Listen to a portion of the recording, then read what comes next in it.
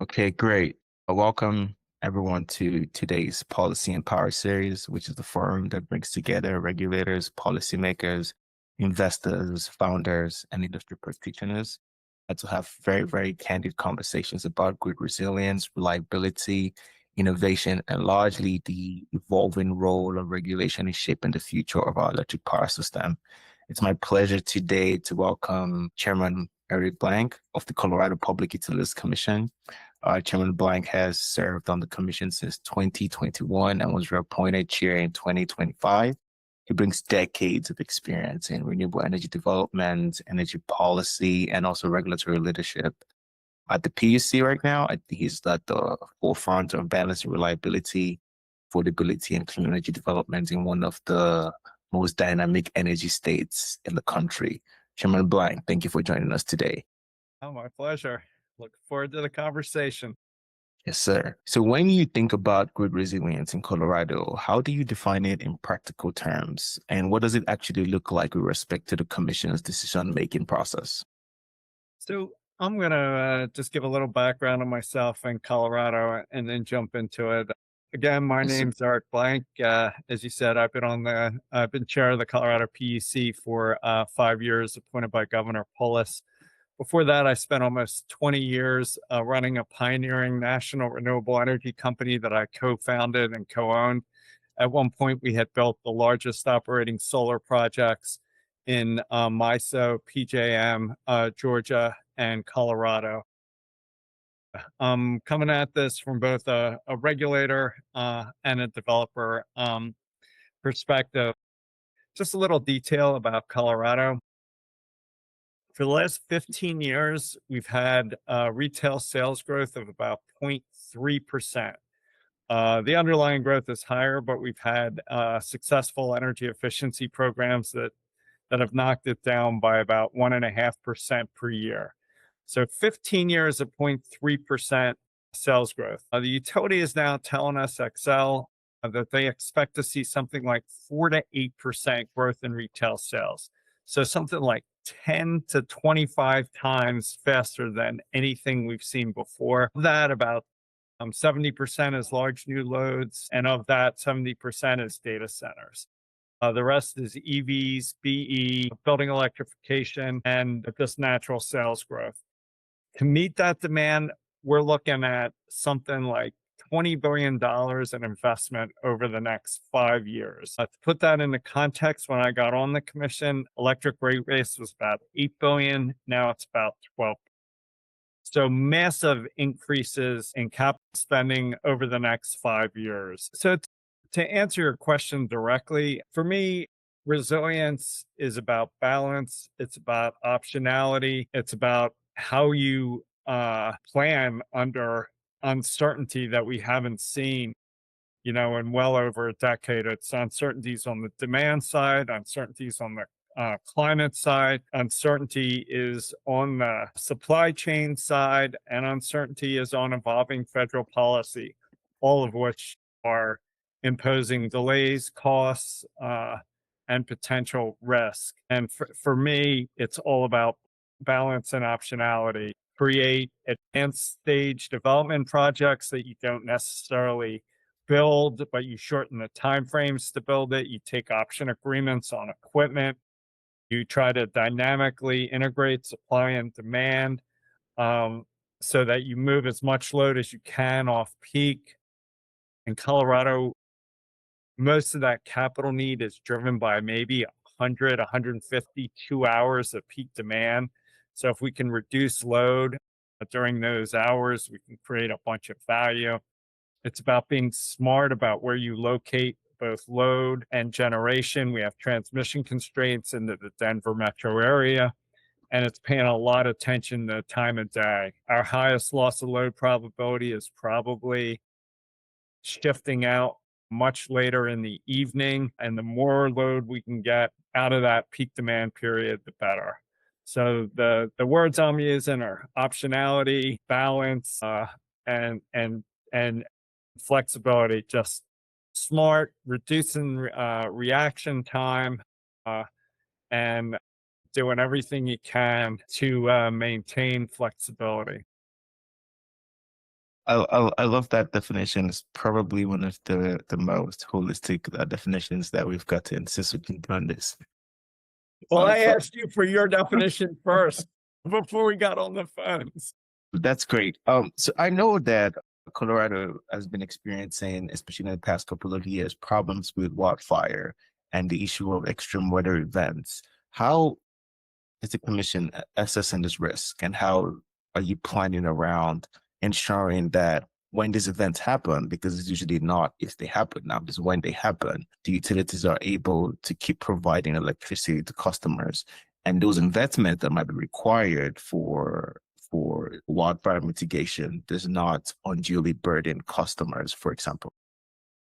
So, I'll answer first from an investor perspective, and just say, compared to states like California or Oregon, Colorado has a very favorable tort regime, a very favorable legal regime. We have a fairly very clear negligence standard. We cap punitive damages, and we have a unanimous jury requirement. In contrast, California has strict liability. You don't have to prove negligence. And Oregon does not have a unanimous jury requirement. If you look at the $30 billion judgment Pacific Court got, um, there was it would have been a mistrial in Colorado because one of the jurors opposed the ultimate resolutions. And I think you can see it in the type of outcomes from Colorado. So, from an investor perspective, it's a favorable legal regime. From a commission perspective, we approved $2 billion in grid hardening, vegetation management, undergrounding, a diverse portfolio. As I said before, when I got here, total rate base was 8 billion. So this was a big investment, and to help manage the impacts of it, we've ended up securitizing most of the capital investment to, provide a benefit to ratepayers. We're also looking at a diverse range of operational issues, not we, but the utility. There's power shutoffs, sort of modeled what happened in California. We're under very extreme conditions. You preemptively de-energize parts of the system. We had 100-mile-an-hour wind gusts in December, at a time when there is extraordinary dryness. Near as I can tell, the only snow Colorado's gotten is during the second half of the Broncos game. So it's been a very dry season. And we also have this fast trip approach where during certain conditions, maybe not as extreme as 100-mile-an-hour events.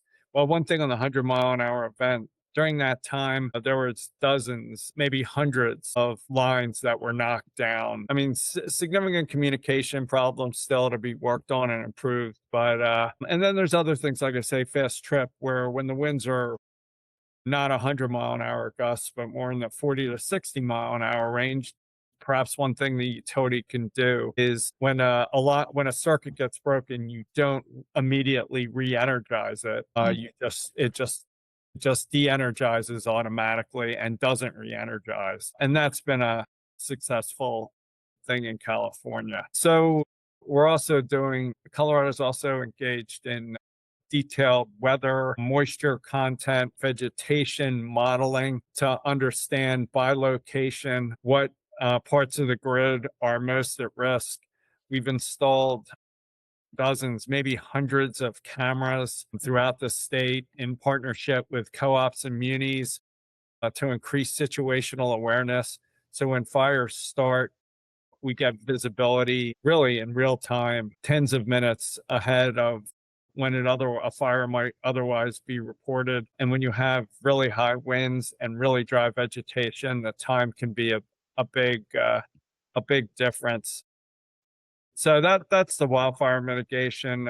I mean, there's other extreme weather events, Storm Uri, whereas mainly the main impact was economic, where gas prices spiked and we had a very large financial impacts. But so hopefully that's responsive. Yeah, yeah, that's a great response. You mentioned about how the state is using basically climate risk analytical modeling to kind of understand vegetation management with respect to the utilities. And fortunately, kind of work that we do, we work with a lot of entrepreneurs who are building solutions in this space, building great tech companies. How did they think? How should they think about getting their technologies to the hands of the right people to utilize their technologies to reduce the risk of the effects of these wildfires within the state's energy infrastructure? So, I mean, from where I sit, the regulatory structure is really pro innovation, really in favor of trying new things, new ideas, new approaches, especially if it's scaled. You don't want to take a $1 billion risk on new technology. But if it's, a few $100,000, even a few millions of dollars, it's a lot easier. But from where I sit, the utility is the gatekeeper. The utility is the one who has the expertise, the resources, the experience to do due diligence on new technologies, new approaches. They understand what they're doing. So we're trying to create a culture of innovation, adoption of cutting edge technologies, and trying to do cost recovery to support it. But it's really up to the utility to due diligence new technologies and um, integrate them. My background, my personal background, I was in the wind industry. I was doing wind energy development before there was a wind industry. I was doing solar development before there was solar industry. Wind in early 2000, solar in 2009. And you just start small and you just prove your case project by project, and you keep the technology risk on the people, the private equity in the technology. So in terms of structure, like if it's a generation technology, you do offtake, you don't do utility ownership, right? Mhm. Technology doesn't work, you don't get paid. So it's just it's scaling as a technology and the credit support behind the technology scale. Yeah. It's transaction structures that allocate risk to the entity who's able to absorb it, and you just grow it. You grow with your results. The point about starting small is pretty important for innovators who build in this space. That could be a challenge. For example, just getting a pilot off the ground, because again, the utility would only implement your technology if there has been a lot of operational uh, background or history behind your tech. And your issue is, how do I get a pilot done? Real production pilots in the field. How is the commission thinking about this? How do we move to get pilots done, and how do we move from pilots into large scale deployment? Yeah. I mean, I don't have a great answer as a regulator because it's the utility bringing it to us, but I'll answer as a former developer. Uh, the first wind project we did, well, the first wind and solar project we did were under 5 megawatts. And they were expensive. They were expensive. Well, I'll talk about when the first wind project we did was under 5 megawatts. And what we did was sell it to customers who were willing to pay a premium to buy that wind energy. And that enabled the utility to sign a long-term contract based on the customer premiums at a high price. And then the next one was 25 megawatts, the next one was 100 megawatts. And all of a sudden you've commercialized wind, utilities gain experience adopting it on the system. So that was my entrepreneurial experience. I think it happened similarly in Colorado, where the utility did what they called a green pricing program. They asked customers to pay a little bit more on their bill. They did, and the utility took the risk. So, if you have like a composite pole technology, I don't know that the analogy holds up, but start small. There's 50 states. There's I Mm. think 160 IOUs. There's hundreds of co-ops and munis, and you just solve their problem. And if The private equity has to buy down the composite pole or the new conductor uh, to the cost of the alternative.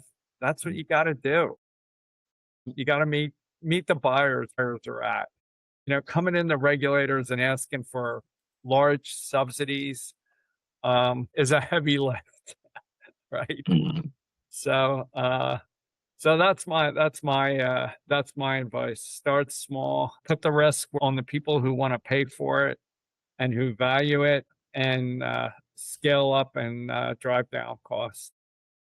Wow, that's a great point. 5 megawatt wind farm is tiny. It's really Not in 2002, in 2002, and 2003, and 2004.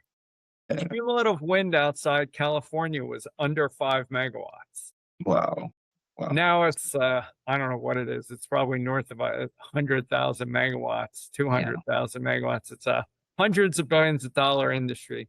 But the first wind farms outside California were a few megawatts and a few $1 million, a handful of turbines. I love that. So help us understand the energy landscape of Colorado, Dan, and what the PUC has jurisdiction over. How many IOUs are in the state? Because you did talk about, when you started this wind business, you had to get a buyer who was willing to pay a premium, and that goes to the question of market structure. So, what is the energy market structure like in Colorado? So there's two investor-owned electric utilities. Xcel, which owns 100% of Public Service Company of Colorado. It's probably around 65% of the sales and peak demand. There's the other is Black Hills Electric. It's a small 250 megawatt peak demand utility. There's a whole series of co-ops. There's a G&T co-op Tri-State. There's a probably 50 distribution co-ops that are served by Tri-State are either big enough to acquire their own generation. And there's probably 5 or 10 municipal utilities, some of which are quite large. Colorado Platte River Power, which serves Fort Collins. And then there's a number of smaller individual municipalities. And then there's a federal power marketing agency called the Western Area Power Administration that sells the hydroelectric power from the large federal dams. So it's a very diverse set of suppliers, each with their own dynamics, each with their own problems. And in terms of trying to market new technology, there's a lot of diversity and a lot of opportunity. But in terms of sales, peak demand, revenue, Xcel is the largest utility in Colorado. It has 1.5 million residential customers and serves most of the Front Range cities, including the Denver metro area. Okay.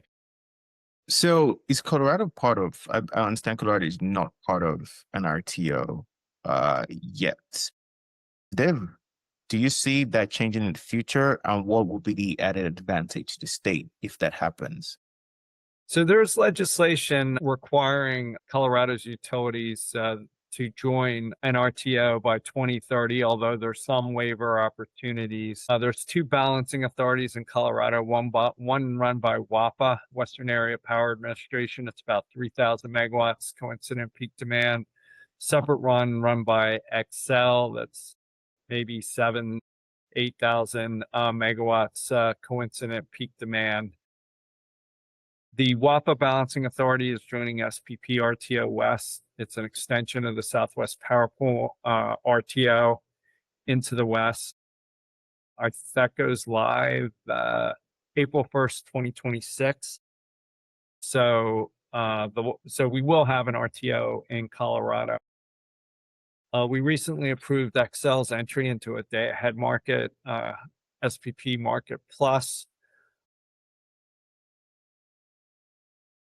Well, I mean, it remains to be seen how much further it goes, whether Xcel joins a full RTO or not. The statute certainly requires it subject to a waiver ability, but there's a lot of problems with the RTOs right now. The interconnect queue process is a mess. Transmission pricing at average cost when marginal costs may be higher is a mess. Uh, Trying to do cost allocation more broadly is really problematic. It's between very rural and very urban utilities. And the transmission planning in the RTOs is problematic also. Um, it takes SPP 10 years to build something new. In Colorado, we can build it really in 5 years without any disputes over cost allocation, or at least for within Excel. So, real concerns with a full RTO that have been laid out in multiple proceedings in Colorado. The munis and the co-ops and the Western Balancing Authority are moving forward with SPP RTO West, and we'll see what happens with the Excel Balancing Authority. So I think you make a good point there with respect to the problems of transmission planning. And you did mention that probably would be easier for Excel to build transmission lines than SPP. And maybe that has to do with the intra-regional and also inter-regional aspects of the lines. But I wanted to understand what are, in general, across the country, it's been a lot more difficult just to build transmission lines. And you did mention that, there is some transmission constraints for the lines that go into Denver. Why is it difficult to build transmission projects in general? Well, I have my own theories on that. I mean, there's, some obvious things. I think there's only a handful of countries, including the United States, that don't do transmission planning at the national level. Every state, every region does its own transmission planning. So just the location of the transmission planning is very unique in this country. So if you want to build a line from Colorado to California, you got to go through New Mexico, Arizona, Utah, or Nevada, depending on your route. And every state has to show benefits, even if the overall benefits of the line are cost effective. So unlike the interstate highway system that's planned and funded at the federal level, anything that's interstate needs the cooperation of every state. It's also a very inertial system where people can appeal local siting decisions. But I would argue there's a bigger problem, which is under open access, FERC has required transmission to be priced at average cost. Right now, the marginal cost of building transmission is way above the average embedded cost of our system. So in Colorado, we approved a 500-mile double circuit 345 kV line. And the cost of building that line was significantly above the average cost that's embedded in the open access transmission tariff. So from where I sit, well, and more as a former developer, paying average embedded costs for transmission that costs more is just a fundamental mispricing of the cost of building it. So yeah, you make a service available below the cost of building it, you're going to have scarcity. So I just think open access. I'll say a little more. For me, open access was designed when there was tons of available transmission, interconnect, and transport capability. Under Mm. conditions of scarcity, the interconnect queues where you first in time, first in right, pricing transmission and average cost just don't make much sense to me. So I think open access is now a barrier to building new transmission. And most of what you see is, HVDC, where you can control the converter stations. So anyway, sorry for the harangue, but No, no, no. So maybe help us understand the OATT, the open access transmission tariff, for those on the call who might not understand what it is, because it seems to be a very important point here. yeah, it's it's the same way a lot of other regulation occurs. There's a rate in Colorado and every utility that's based on the embedded cost of the current system. So you sum up every capital investment you have in transmission and you divide through by a megawatt number. And that gets you, an open access transmission tariff. And it just turns out because of inflation, because supply chain bottlenecks, because of rising costs, the costs of building new transmission are way above the average embedded cost of the existing system. So is it possible then to first question would be, what role then do you think that merchant transmission companies have to address this problem? And also, is it possible to think about putting some of these projects up for competitive bidding and creating pricing structures that allow people or companies to buy rights on the lines even before those lines are built? So when they're built, they have customers that are already ready and willing to use them. So I think HVDC, they've sort of sidestep the problem because it's very expensive to build an AC DC AC converter. Mm. So you can control who accesses your line. So I think most lines you're going to see are HVDC, and we're supportive. I don't think it solves the bigger problem.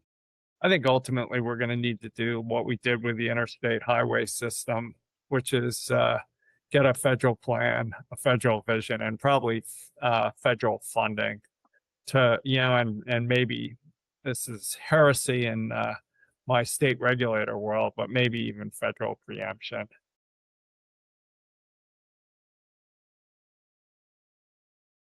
It's really a problem now. Okay, thanks for that.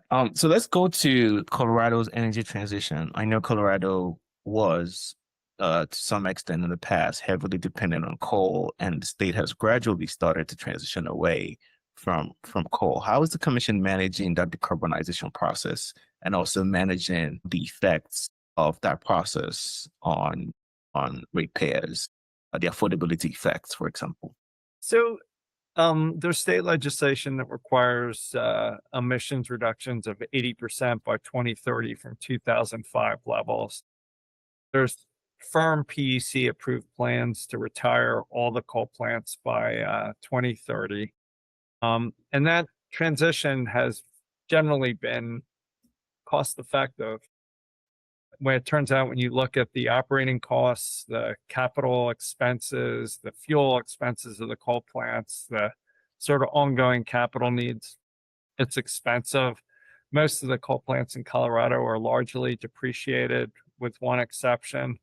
So it turns out, sort of what Excel calls a steel for fuel business plan is pretty cost effective, and you can get to 80% emissions reductions in the electric utility industry by 2030 at reasonable cost. So that piece of the clean energy transition has been straightforward and economically compelling. And the benefits are transparent, quantifiable, and it's aligned everybody's interests. It aligned customer interests, it aligned utility interests, and it aligned environmental interests. So we've had a win-win-win approach. I love that. That's a great point, and I like to If hear only we had more performances. coal plants to retire, life would be great.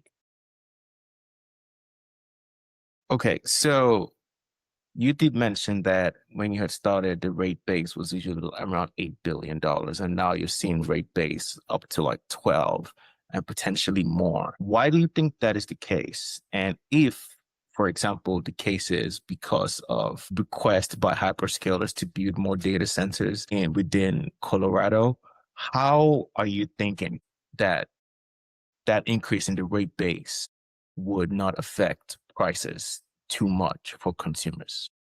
Yeah, if we get it right, I just think the new large loads have to pay their own way. Right now, it's not clear that our existing tariffs, again based on average embedded historical costs, adequately compensate for marginal cost. I don't want to prejudge anything that's coming before us, but we do expect a utility filing later this spring that'll look at that, and that'll be a litigated case.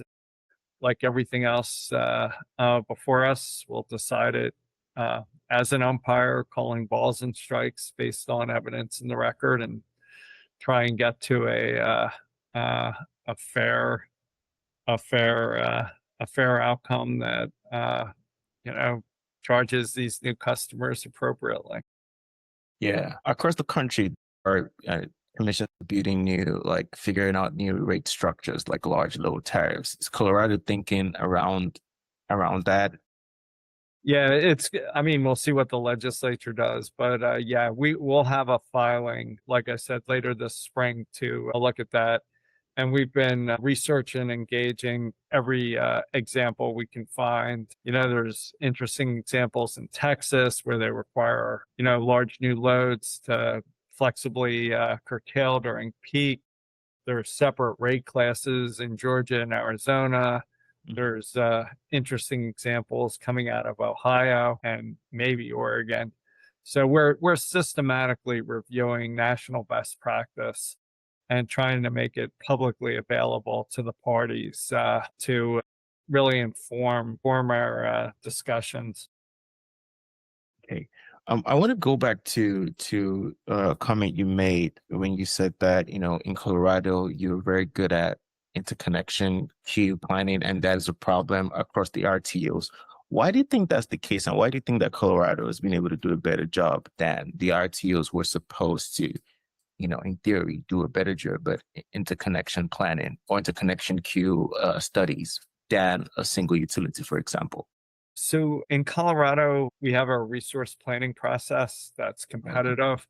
So bidders bid into that process and we select the lowest cost, highest value projects through that process. And FERC has enabled us to offer senior interconnect rights to the projects that win that competitive process. So in Colorado, scarce interconnect is awarded to the best projects. It doesn't matter when you filed in the queue. It's not a first in time, first in right queue process. Whoever wins the competitive process gets the interconnect. In PJM, in contrast, it's first in time, first in right. Whoever filed first thing in the queue gets the senior project, independent of the value of that project. As long as they can credibly say they're going to come online, they get senior rights.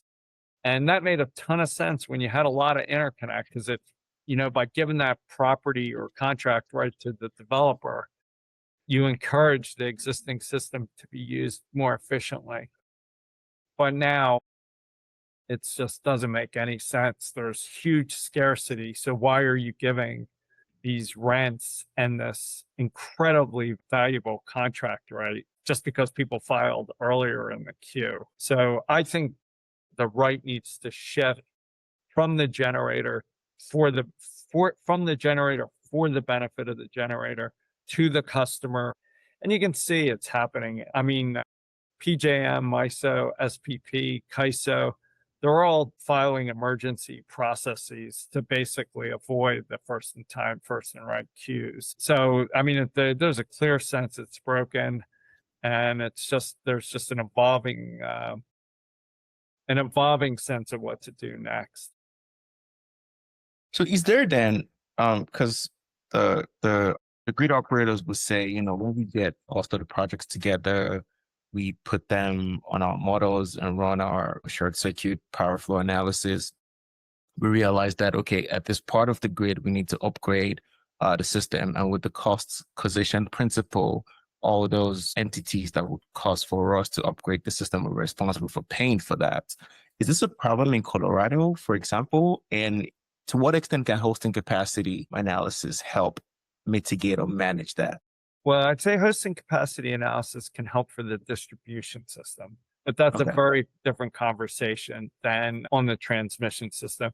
In Colorado, the utility has tended to I mean, we'll say it's changing now, but in the past, the utility has identified the needed transmission upgrades, socialize those costs across all customers, and then really tried to get the cheapest bids onto the system based on a vision of where the utility and the regulated system wanted the transmission to go.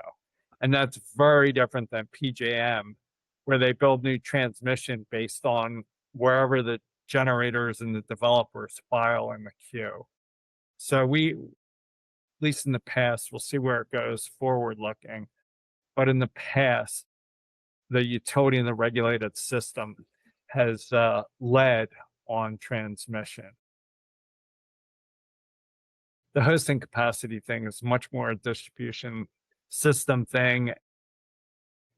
It's not so much to, figure out figure out the future of the distribution system. It's to help, small loads and small developers potentially avoid distribution investment. So it's stated disclosure, more on the hosting capacity analysis. Okay, thanks for that.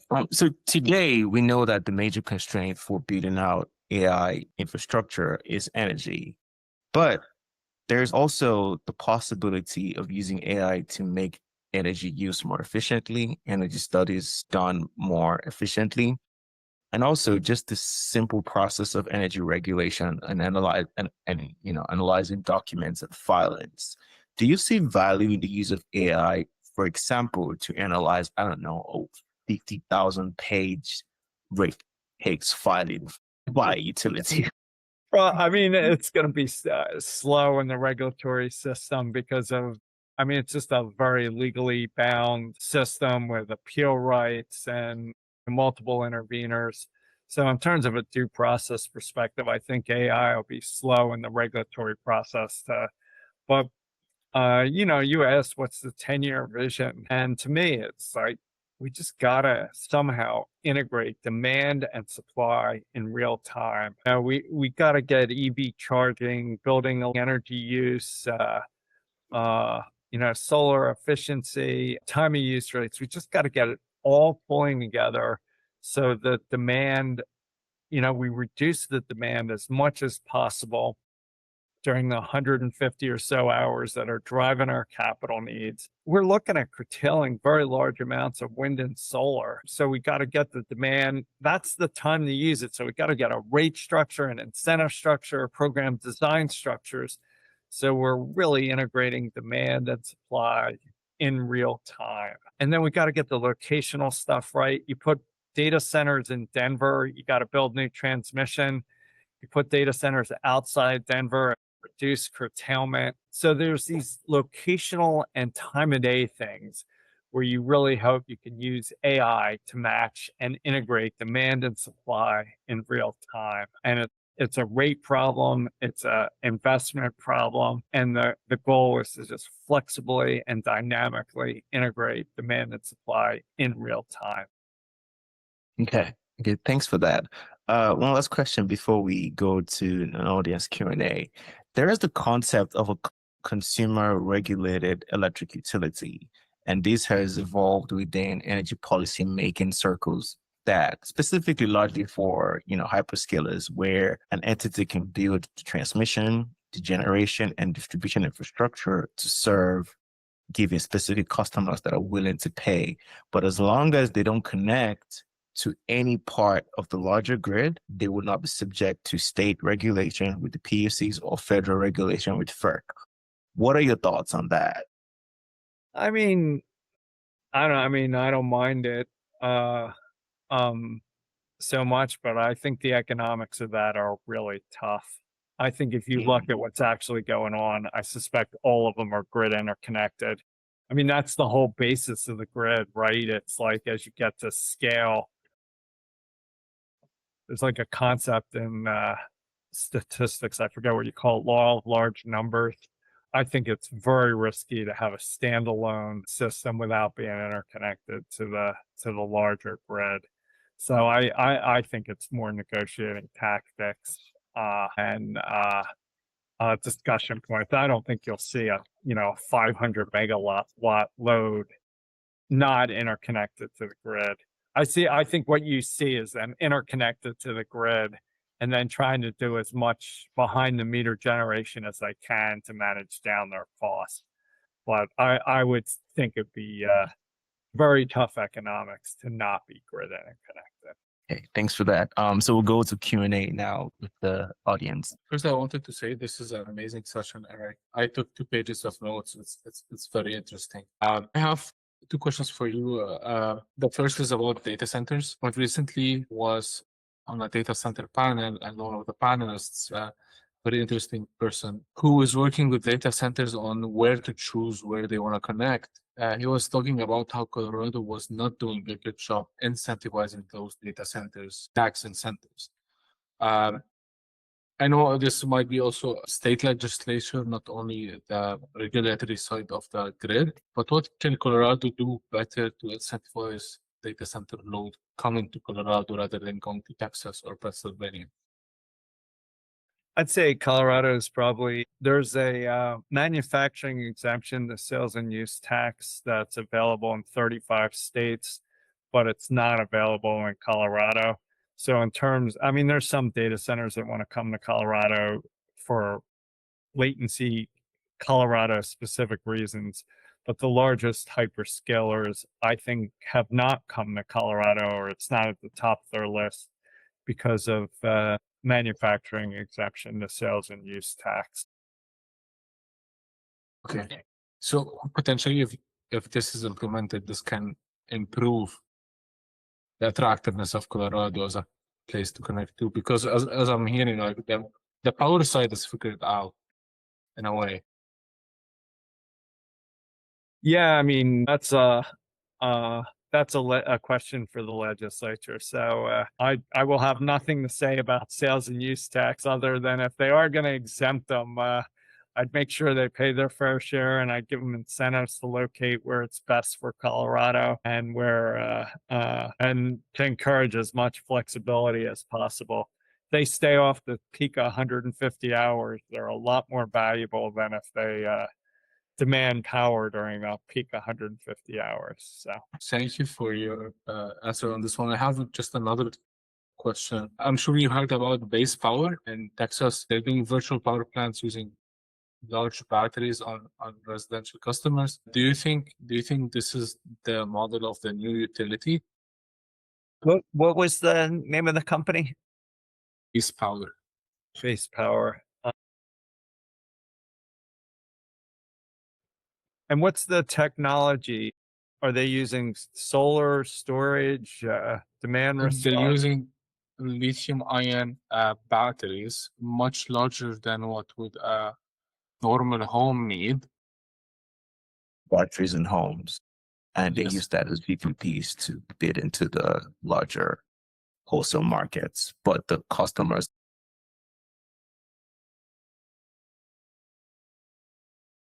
Yeah, I mean, we need dispatchable generation for 150 hours. Anything that helps us during those 150 hours, especially if it's located right for the distribution and transmission generation system, is valuable. And we have a virtual power plant standard offer out there. We have a dispatchable distributed generation competitive bid out there. So we're actively seeking dispatchable generation in the Denver metro area. Standalone solar is probably less valuable for us because we're already curtailing utility scale solar. But it matters a lot, the transaction structure, how much those developers get paid, our preference or statutory preference to have it in front of the meter. So it's more a utility resource like a utility scale battery. So lots of transactional issues about how you do that right. But dispatchable generation in the Denver metro area is what it seems like Colorado mostly needs. Thank you so much for answering the questions.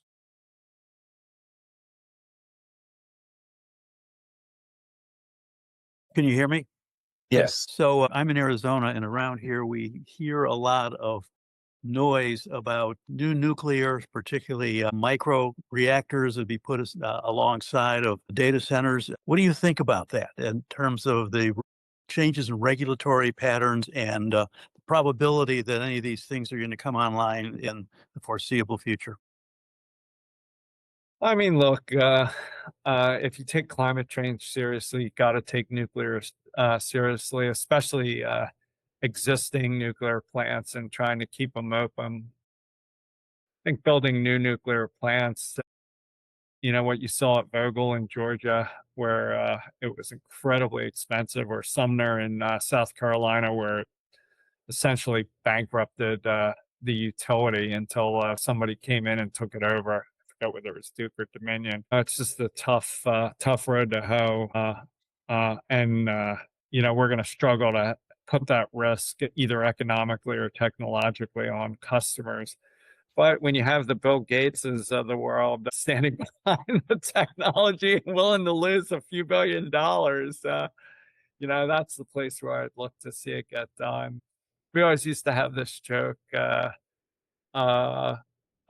big projects, big problems, little projects, big problems.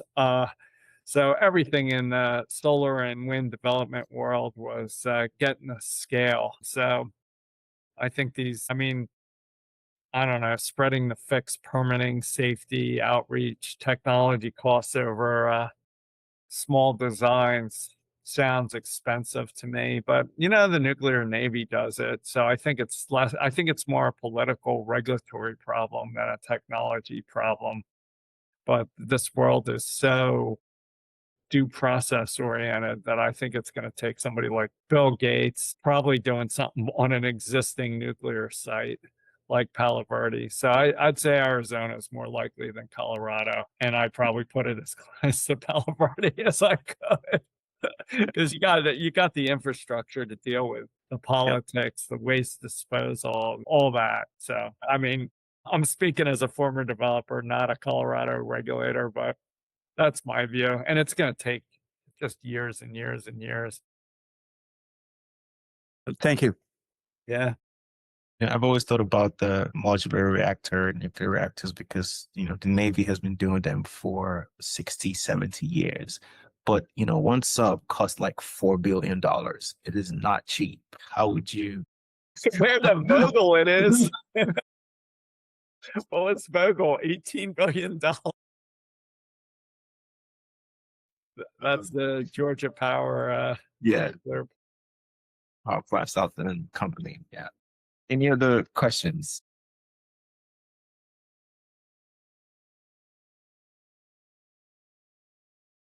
If there are none, give you 5 minutes back of your time and just wanted to thank you, Chairman Blank, for taking the time to be here today. This was a great conversation, and I hope you have a wonderful rest of your day. And also to everyone on the call, thank you for attending. We appreciate the time y'all took to be here, and I hope you have a wonderful and productive rest of your week ahead. Thank you. Hey, thank you guys. Good luck. Thank you.